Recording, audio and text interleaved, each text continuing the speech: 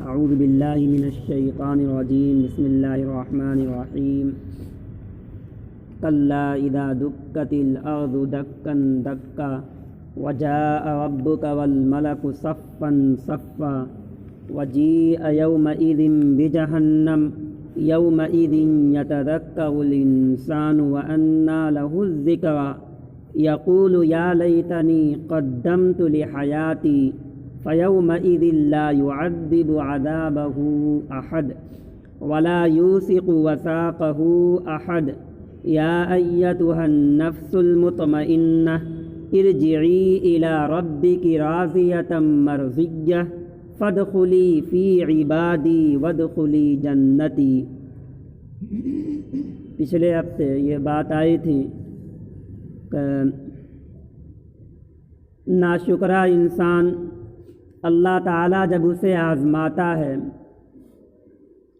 اور اکرام کرتا ہے، نعمت اسے دے دیتا ہے، تو یہ سمجھتا ہے کہ ہمیں یہ نعمت اپنی کمائی سے حاصل ہوا، اور اگر اللہ تعالیٰ گھٹا دیتا ہے، روزی تنگ کر دیتا ہے، تو یہ سمجھتا ہے کہ اللہ تعالیٰ نے میری توہین کر دی۔ اور ناشکرے بندوں کے 4 اوصاف کا ذکر ہوا تھا۔ ایک تو یہ کہ وہ لوگ یتیموں کا اکرام نہیں کرتے ہیں اور مسکینوں کے کھلانے پر ابھارتے نہیں، نہ خود مسکینوں کو کھانا کھلاتے اور نہ دوسروں کو کھلانے پر ابھارتے ہیں، ایسے ہی میراث کے مال کو ہڑپ لیتے، اور چوتھی چیز کہ مال سے بہت زیادہ محبت کرتے ہیں۔ آج ذکر ہے جس کے لیے اللہ تعالیٰ نے جس مضمون کو ثابت کرنے کے لیے 5 چیزوں کی قسم کھائی تھی، اب یہاں سے اسی مضمون کو ثابت کیا جا رہا ہے کہ جزا کا دن یقینی ہے۔ ایک دن ایسا متعین ہے کہ نافرمانوں کو اللہ تعالیٰ پوری طریقے سے جکڑے گا اور سخت طریقے سے انہیں سزا دے گا، اور فرما برداروں کو، اطاعت کرنے والوں کو، ایمان والوں کو انعام سے نوازے گا۔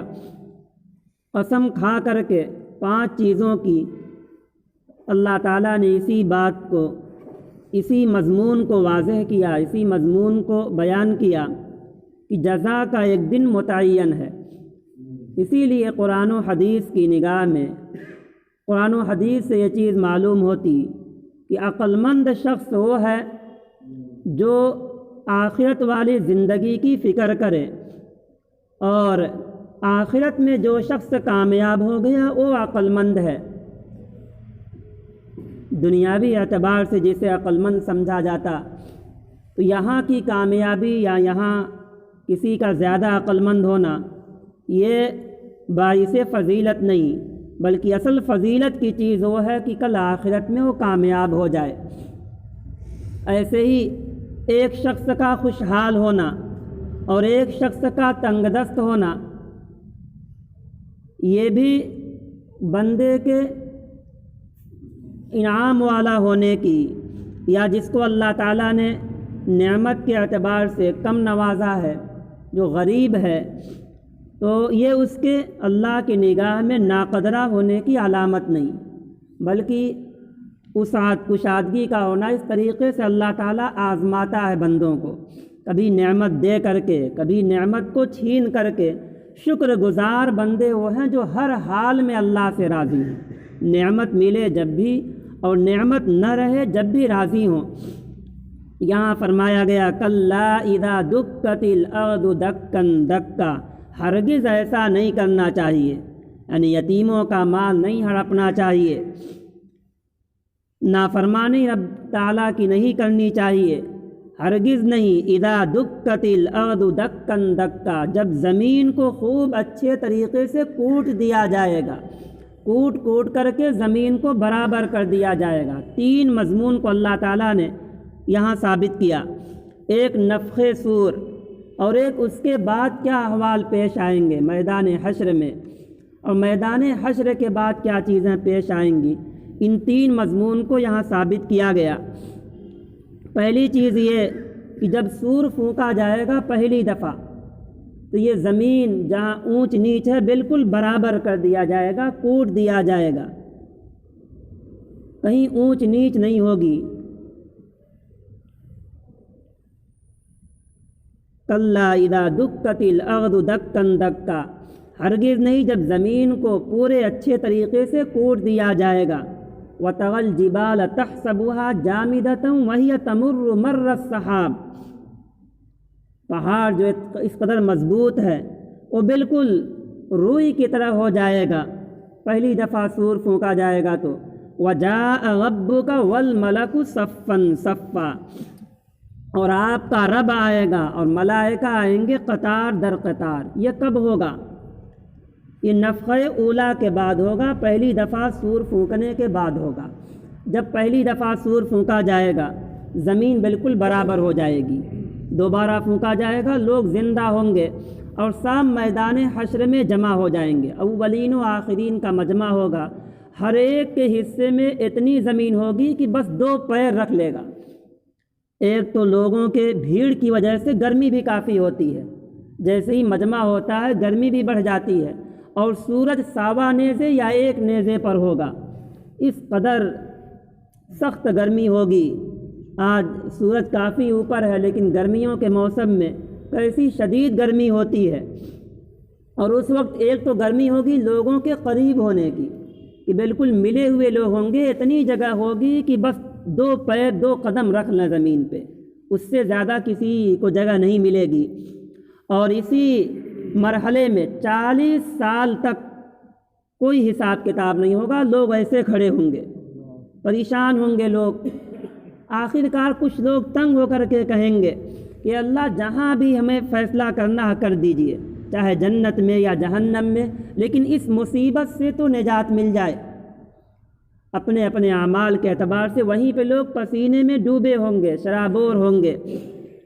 پھر آپ صلی اللہ علیہ وسلم اس سے پہلے 5 اولو العزم پیغمبروں کے پاس لوگ جائیں گے، جن کا حدیث میں ذکر ہے، صحیح بخاری میں بھی ہے کہ سب سے پہلے لوگ آدم علیہ السلام کے پاس آئیں گے۔ ان سے کہا جائے گا، یا آدم دیکھ آپ ہمارے والد ہیں، دیکھ رہے ہیں کس مصیبت میں ہم لوگ ہیں، انت ابونا، آپ ہمارے والد ہیں، آپ کو اللہ تعالیٰ نے خلق تو بیدی، اپنے ہاتھ سے بنایا ہے، کچھ ہمارے کام آئیے، سفارش کر دیجئے۔ آدم علیہ السلام کہیں گے کہ آج اللہ تعالیٰ اتنا غصے میں ہے کہ اس سے پہلے کبھی اتنے غصے میں نہیں ہوا تھا، نہ اس کے بعد کبھی اتنے غصے میں ہوگا، اور اپنی اس غلطی کا ذکر کریں گے جو ان سے ہو گیا تھا جنت میں، جو درخت کے قریب ہو گئے تھے۔ اشارہ کریں گے نوح علیہ السلام کے پاس جاؤ، لوگ ایسے نوح علیہ السلام کے پاس آئیں گے، وہ بھی کہہ دیں گے کہ میں اس کا اہل نہیں ہوں۔ جاؤ ابراہیم علیہ السلام کے پاس، وہ اللہ کے دوست ہیں، ابراہیم علیہ السلام کے پاس لوگ آئیں گے، وہ اشارہ کریں گے موسیٰ علیہ السلام کے پاس جانے کا۔ موسیٰ علیہ السلام بھی کہیں گے ہم سے غلطی ہو گئی تھی، میں نے قتل کر دیا تھا۔ لوگ آئیں گے عیسیٰ علیہ السلام کے پاس، عیسیٰ علیہ السلام بخاری میں کہ وہ اپنے کسی گناہ کا ذکر نہیں کریں گے، وہ کہیں گے جاؤ محمد صلی اللہ علیہ وسلم کے پاس۔ لوگ آئیں گے آپ صلی اللہ علیہ وسلم کے پاس، آپ فرمائیں گے میں اس کا اہل ہوں، اور آپ بھی جا کر کے اللہ کے عرش کے پاس سجدے میں گر جائیں گے، 1 ہفتے تک سجدے میں گرے رہیں گے۔ اللہ تعالیٰ اس وقت آپ صلی اللہ علیہ وسلم کو کچھ ایسے کلمات سکھلائے گا، فرمایا آپ صلی اللہ علیہ وسلم نے آج مجھے معلوم نہیں کہ وہ کون سے کلمات ہیں، اس کلمات کے ذریعے آپ صلی اللہ علیہ وسلم اللہ تعالیٰ سے سفارش کریں گے۔ حکم ہوگا اے محبوب آپ اپنا سر اٹھائیے، آپ کی بات سنی جائے گی، آپ سفارش کیجئے، آپ کی سفارش قبول کی جائے گی۔ تو آپ صلی اللہ علیہ وسلم کی سفارش سے پھر حساب کتاب شروع ہوگا، اور اللہ تعالیٰ نظر فرمائے گا، اللہ تعالیٰ آئے گا میدان حشر میں۔ اب کس طرح اللہ تعالیٰ آئے گا یہ ہمیں معلوم نہیں، اس لیے کہ اللہ کے آنے کی کیا کیفیت ہے یہ کسی کو پتہ نہیں، اور اس کے بارے میں سوال کرنا بھی بدعت ہے۔ امام مالک رحمۃ اللہ علیہ جو ائمہ اربعہ میں سے ایک ہیں، بڑے اونچے درجے کے امام ہیں، اس سے پہلے امام مالک رحمۃ اللہ علیہ سے پہلے کسی نے استواء علی العرش کے بارے میں نہیں پوچھا تھا۔ استواء علی العرش کیا ہے کہ اللہ تعالیٰ 7 آسمانوں کو بنایا، اس کے بعد عرش پہ ٹھہر گیا۔ تو یہ عرش پہ ٹھہرنا کیسا ہے اللہ تعالیٰ کا، اس سے پہلے کسی نے نہیں پوچھا تھا۔ امام مالک رحمۃ اللہ علیہ سے پوچھا گیا۔ امام مالک رحمۃ اللہ علیہ چونکہ اللہ کی صفات کے بارے میں پوچھا جا رہا تھا کہ کیسے اللہ تعالیٰ ٹھہرا ہے آسمان کے اوپر، عرش پر اللہ کیسے ٹھہرا ہے۔ امام مالک رحمۃ اللہ علیہ پسینے سے شرابور ہو گئے۔ پھر انہوں نے کہا الاستواء معلوم و کیفیتہ مجہول، اللہ کا استوا ٹھہرنا تو معلوم ہے، لیکن کس طرح ٹھہرا ہے، اس کی کیا کیفیت، یہ ہمیں معلوم نہیں۔ تو ایسے اللہ تعالیٰ آئے گا، کس طرح اللہ تعالیٰ آئے گا یہ معلوم نہیں۔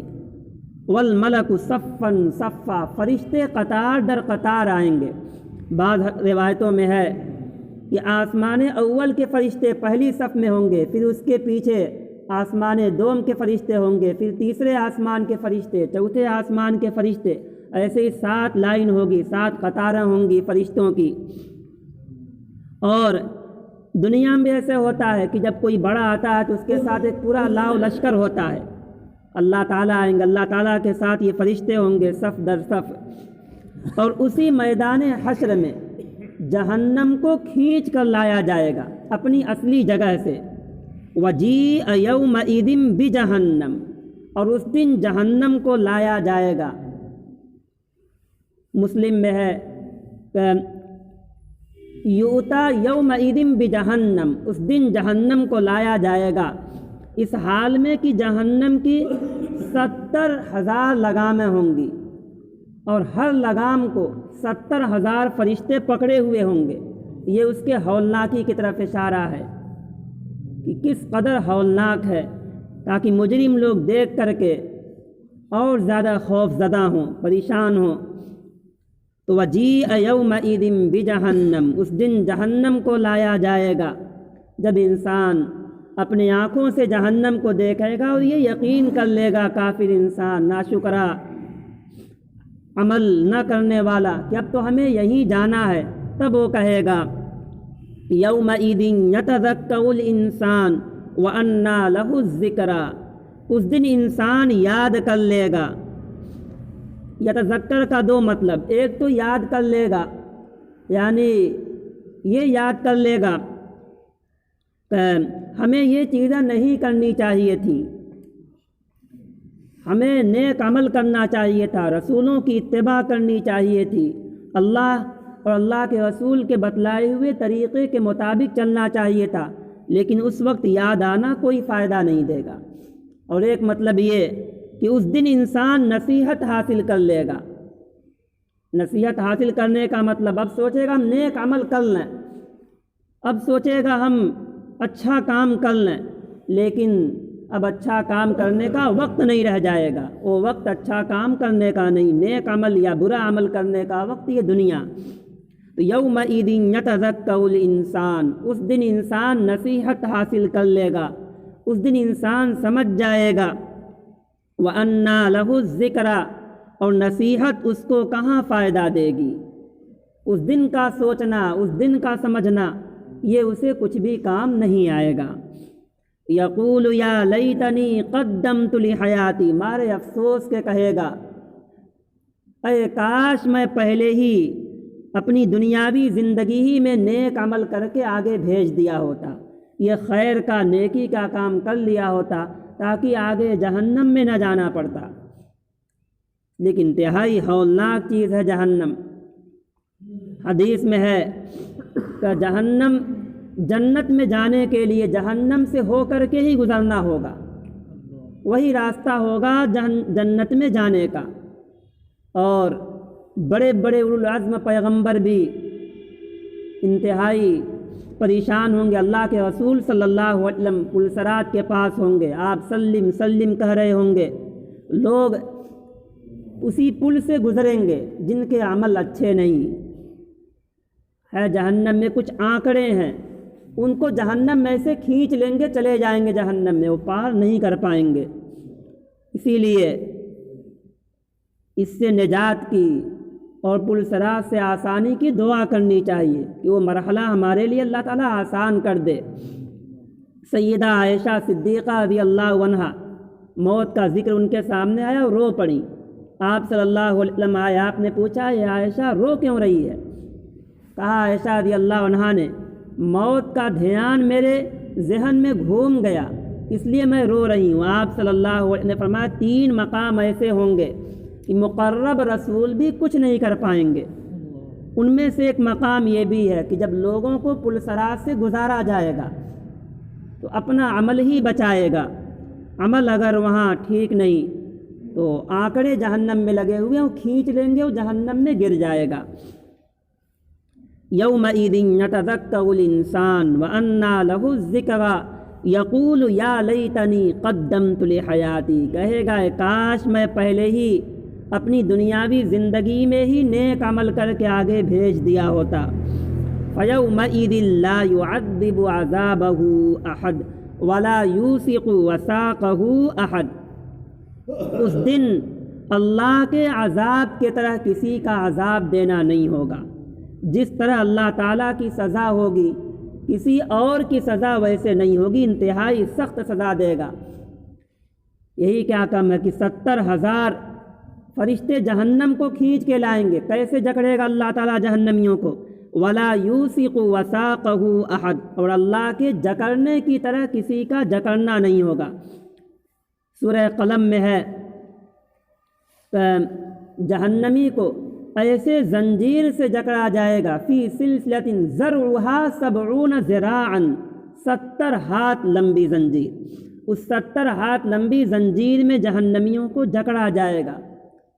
ثم الجحیم صلوا ثم فی سلسلۃ ذرعها 70 ذراعا فاسلکوا، کیوں ایسا ہوگا؟ انہ کان لا یؤمن باللہ العظیم، اللہ پر ایمان نہیں لاتا تھا۔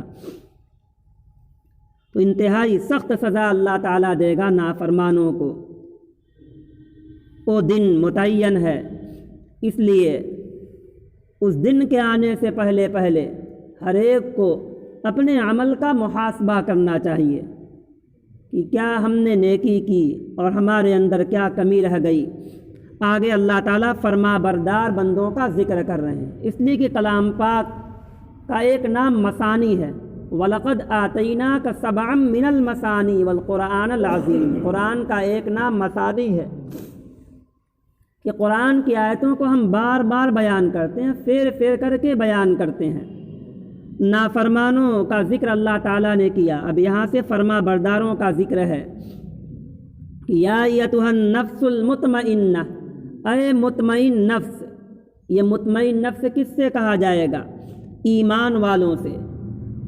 وہ ایمان والے جو ہر حال میں اللہ کے فیصلے پر راضی رہتے تھے، خوشحالی میں بھی، تنگ دستی میں بھی، جس حال میں اللہ رکھے اس حال میں اللہ کے فیصلے پر راضی رہتے تھے، تو ان کے لیے یہ انعام ہے۔ اے مطمئن نفس، نفس کی 3 قسمیں کی جاتی، بلکہ تینوں قسموں کا ذکر کلام پاک میں ہے۔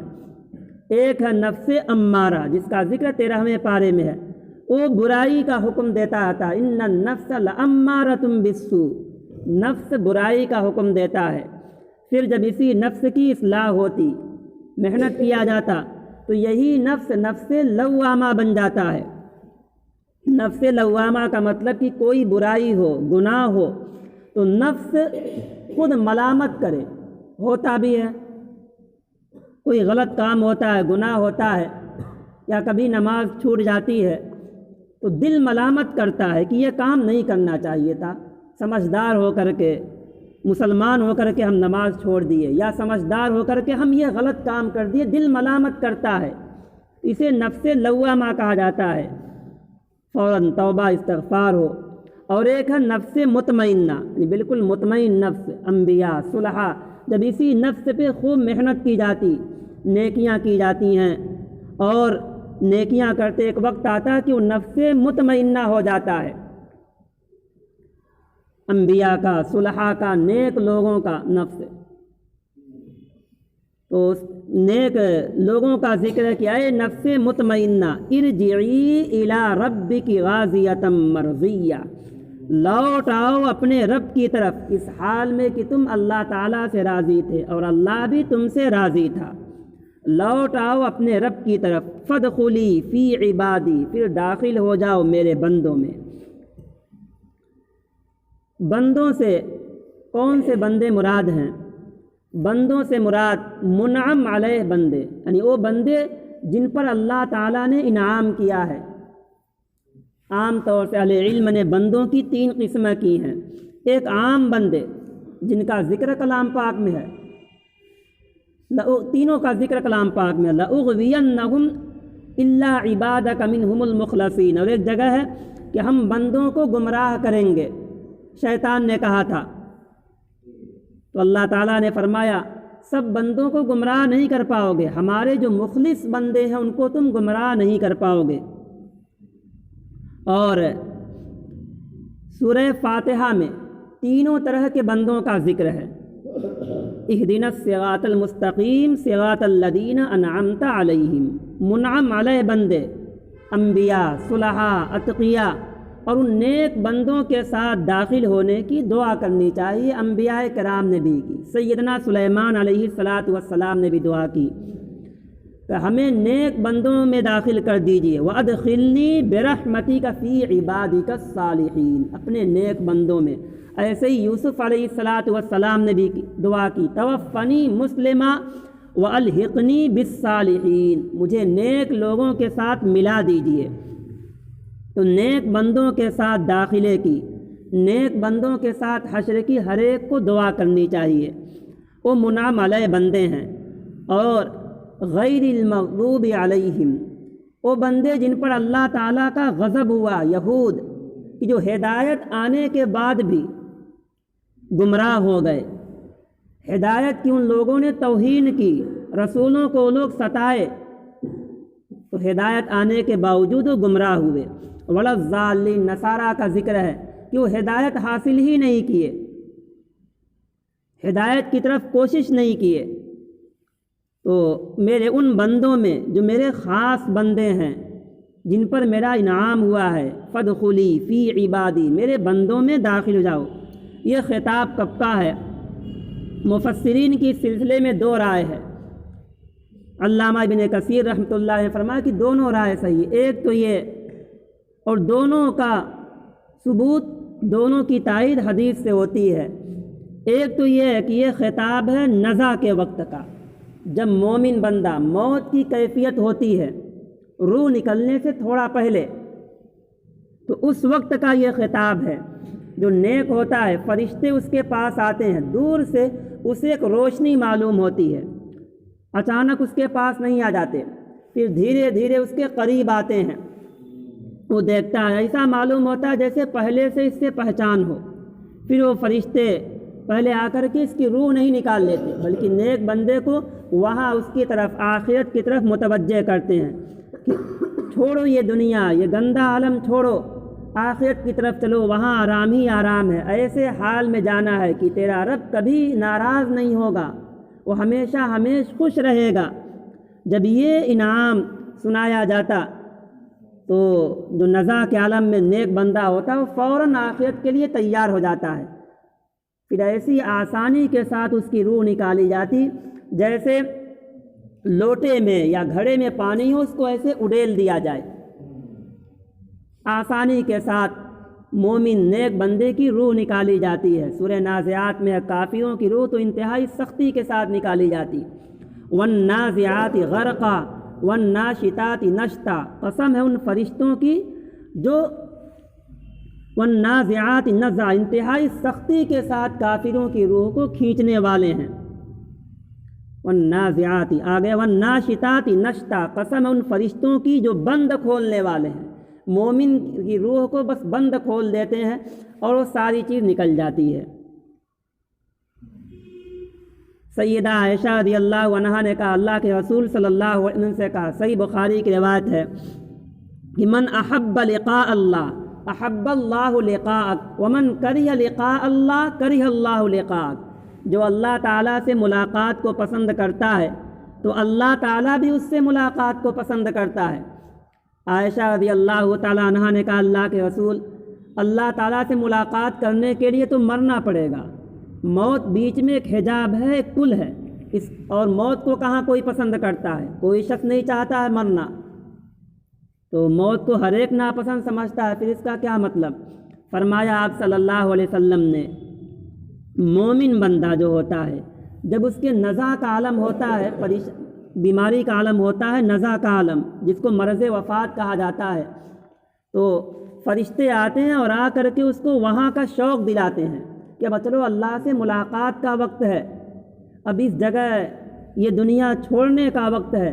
پھر وہاں کی نعمتوں کو دکھاتے ہیں، یہ چیزیں وہاں تمہیں ملیں گی، پھر وہ بالکل بےتاب ہو جاتا ہے وہاں جانے کے لیے، اب وہ خوش ہو جاتا ہے اللہ تعالیٰ سے ملاقات کے لیے۔ تو آپ صلی اللہ علیہ وسلم فرمایا یہ مراد ہے اس وقت کی ملاقات، وہ بندہ خوش ہو جاتا ہے اور آسانی سے تیار ہو جاتا ہے۔ اور یہ کافر بندے، ناشکرے بندے جو عمل اچھا نہیں کیے ہیں، تو جو اللہ سے ملاقات کو پسند نہیں کرتا، ومن کرہ لقاء اللہ، اللہ تعالیٰ بھی اس سے ملاقات کو پسند نہیں کرتے۔ اور اللہ تعالیٰ سے ملاقات کی امید اسی وقت ہوتی ہے جب نیکیاں کی جاتی ہیں، نیکیاں امید کو لے آتی ہیں۔ تو یا ایتھا النفس المطمئنہ، اے مطمئن نفس، لوٹو اپنے رب کی طرف اس حال میں کہ تم اللہ سے راضی اور اللہ تعالیٰ تم سے راضی۔ فادخلی فی عبادی، پھر میرے نیک بندوں میں داخل ہو جاؤ، وہی نیک بندے انبیاء، صلحاء، صادقین۔ وادخلی جنتی، اور میرے جنت میں داخل ہو جاؤ۔ پھر اس کے لیے کسی طرح کی کوئی مشکل اور کوئی غم اس کو نہیں ہوگا، بہت آسانی کے ساتھ اس کے لیے تیار ہو جاتا، اور اس کو وہاں طرح طرح کی نعمتیں، انعامات سے نوازا جاتا، ان لوگوں کو جو اللہ کے فیصلے پر ہر حال میں راضی رہتے ہیں۔ اس لیے اس صورت سے یہ سبق ملتا کہ آخرت پر دھیان دینا چاہیے، اس پر نظر ہونی چاہیے، اور تیزی کے ساتھ یہ عمر گزر رہی ہے۔ نبی کریم صلی اللہ علیہ وسلم نے فرمایا تقارب الزمان، زمانہ قرب قیامت بالکل قریب ہو جائے گا، سال مہینوں کی طرح گزرے گا، مہینہ ہفتوں کی طرح گزرے گا، ہفتہ دن کی طرح، دن گھنٹوں کی طرح، جیسے آج کل بہت تیزی کے ساتھ دن گزر رہا ہے۔ اس لیے اسے تیزی کے ساتھ ہمیں وہاں کی تیاری بھی کرنی چاہیے کہ نیک عمل ہو، تاکہ یہ بشارتیں ہم بھی ان بشارتوں کے مستحق بن سکیں۔ نزع کے عالم میں ہم سے بھی فرشتے یہ خوشخبری دیں، ہمیں بھی فرشتے کہیں اخرجی یا ایتھا النفس المطمئنہ، نکل جاؤ اے مطمئن نفس، پھر چلو ایسے رب کے پاس جہاں کوئی غم کی چیز نہیں، جہاں رو اور ریحان ہے۔ تو اس کا مستحق بننے کے لیے نیک عمل ضروری ہے، وہاں کی تیاری ضروری۔ اور حقوق العباد کا جو ذکر ہوا تھا بیچ میں، حقوق العباد کی بھی اہمیت ہو، اللہ کے حق کو، اللہ کے بندوں کے حق کو پوری طرح سے ادا کرنے والے ہوں، ایسے ہی نیک عمل کی طرف رغبت کرنے والے ہوں۔ یہ چیز اگر پیدا ہوئی تو پھر اللہ تعالیٰ یہ خطاب ہم سب سے نزع کے وقت کرے گا، اور اللہ تعالیٰ کے فرشتے اس کے ذریعے خطاب کریں گے۔ اللہ تعالیٰ ان چیزوں کا ہمیں بھی، آپ کو بھی مستحق بنائے، اپنے نیک بندوں میں ہمارا داخلہ فرمائے، نیک بندوں میں ہم سب کو لاحق کرے، ان نیک بندوں کے ساتھ۔ ان باتوں پہ اللہ تعالیٰ عمل کرنے والا بنائے۔ دعا۔